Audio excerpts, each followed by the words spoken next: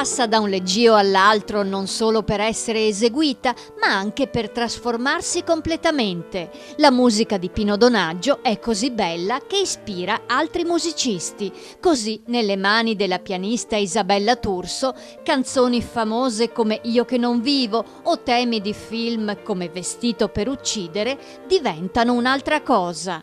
L'approvazione è palese negli occhi del maestro veneziano, in prima fila all'Ateneo Veneto per la presentazione del CD Omaggio a Donaggio. Finalmente una bella occasione per incontrare pubblicamente Pino Donaggio, un grande artista, un grande musicista che però ama poco le luci della ribalta. Beh sì, perché quando anche smetti cantare ho deciso di non farmi più vedere in televisione, perché mi piaceva che rimanesse il ricordo. Odio un po' i revival, quindi non amo farmi vedere. Allora, con questo omaggio a Donaggio viene proprio spontaneo esclamare: meno male che ci ha pensato Isabella Turso. No, perché il rischio è quello di dimenticare un po' questi grandi artisti che ci vivono accanto. Assolutamente sì, tra l'altro io non sono veneziana, quindi accanto fino a un certo punto perché io sono di Trento, però conoscevo Donaggio, l'ho sempre ammirato e stimato.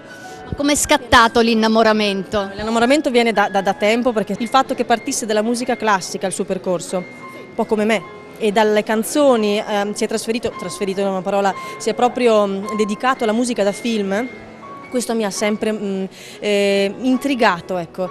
Nel buio della sala, Isabella Turso ha suonato sempre accompagnata dallo scorrere di immagini importantissime per Donaggio. Senta, lei è autore di oltre 200 colonne sonore. Qual è il rapporto ideale fra la musica e le immagini?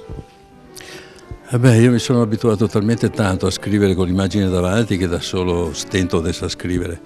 Il rapporto è proprio quello che non sapevo da avere, la memoria visiva che avevo e cercare di dare emozione mettendo della musica che anche il pubblico può essere preso, come in Don Matteo che sta facendo un grandissimo successo, perché ho fatto anche Fish, ho fatto un po' di tutto.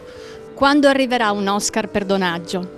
Quando indovinerò il film, quando Brian farà un grande film e saranno tutti candidati, forse arriverà. Speriamo. Speriamo, ce lo auguriamo tutti. Grazie a voi.